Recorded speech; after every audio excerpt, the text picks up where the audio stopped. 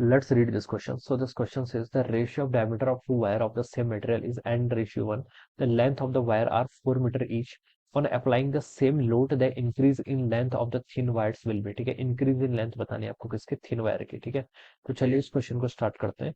So we are writing the key concept of this question. आपको देखिए Young's modulus लिख लीजिए. ठीक है, डायमीटर का रेशियो गिवन कर रखा है, लेंथ ऑफ वायर गिवन करके सेम फोर्स लगा रहे हैं और इंक्रीज इन लेंथ यहाँ पर आपको बताना है. ठीक है, यहाँ पर क्या बताना है आपको, स्ट्रेन बताना है. बेसिकली क्या बताना है, इंक्रीज इन लेंथ क्या होता है, increase in length divided by original length, यही तो आपका स्ट्रेन होता है. तो स्ट्रेन जहाँ पर दिख गया तो आप समझ गए यहाँ पर आपको यंग्स मॉड्यूलस क्या हो जाएगा, इस क्वेश्चन का की कॉन्सेप्ट हो जाएगा. Young's modulus will be the key concept of this question. क्या हो जाएगा, यंग्स मॉड्यूलस इस क्वेश्चन का आपका यहाँ पर की कॉन्सेप्ट है.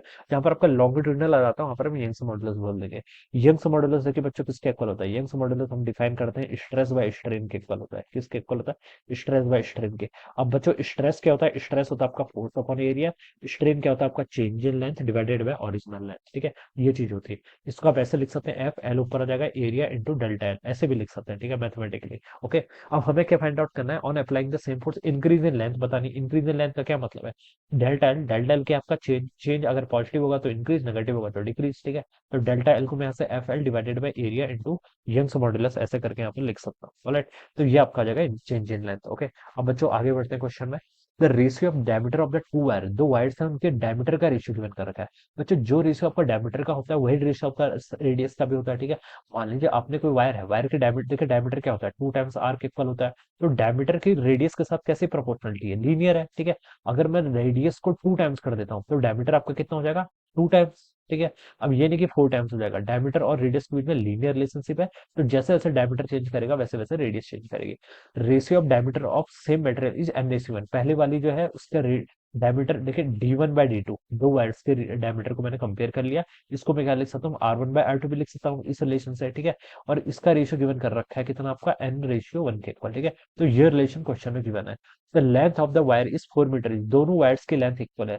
L1/L2 ये किसके इक्वल आपका, 4 मीटर, यानी कि 1/1 के इक्वल होगा. ठीक है, लेंथ इक्वल है और बेसिकली ये किसके इक्वल है, लेंथ इसकी 4 मीटर के इक्वल है, ये आप बता सकते हैं. Alright, on applying the same load, load apply same किया मतलब जो आपका फोर्स है वो कांस्टेंट है, F1 F2 जो फोर्स लग रहे होंगे वो दोनों के यहाँ पे इक्वल है. ठीक है, इसको आप कांस्टेंट बोल दीजिए.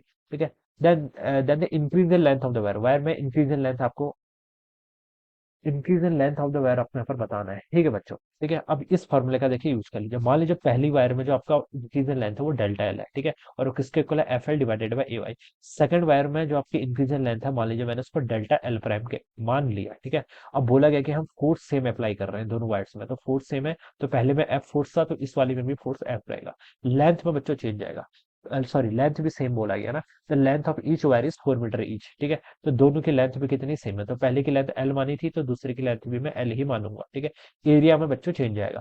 क्यों, एरिया किसके इक्वल होता है, एरिया होता है आपका पाई आर स्क्वायर के इक्वल, रेडियस के स्क्वायर के इक्वल होता है. और रेडियस में देखिए आपका ये रिलेशन है, n/1 है. ठीक है, तो पहले वाले की रेडियस मान लीजिए बच्चों आपका दोनों के रेशियो ऑफ डायमीटर गिवन कर रखा है n/1. ठीक है, आप ना बच्चों इसको ओपन कर लीजिए फिर ऐसे, पहले वाले में फोर्स एल. ठीक है, और इसका रेडियस को आप पहले यहाँ पर r1 बोल दीजिए. ठीक है, एरिया किसके इक्वल होता है, 5 टाइम्स आपका r1 का स्क्वायर. ठीक है, इंटू यंग्स मॉड्यूलस हो जाएगा. ठीक है, दूसरे वैल्यू के लिए हम इसके रेडियस को हमने r2 बोला है तो r2 का स्क्वायर इंटू सेम मटेरियल है ना, सेम मटेरियल बोला गया तो यंग्स मॉड्यूलस पहले का y था तो दूसरे का y रहेगा. ठीक है, ये आपकी इक्वेशन 1 हो जाएगी, ये आपकी इक्वेशन 2 हो जाएगी.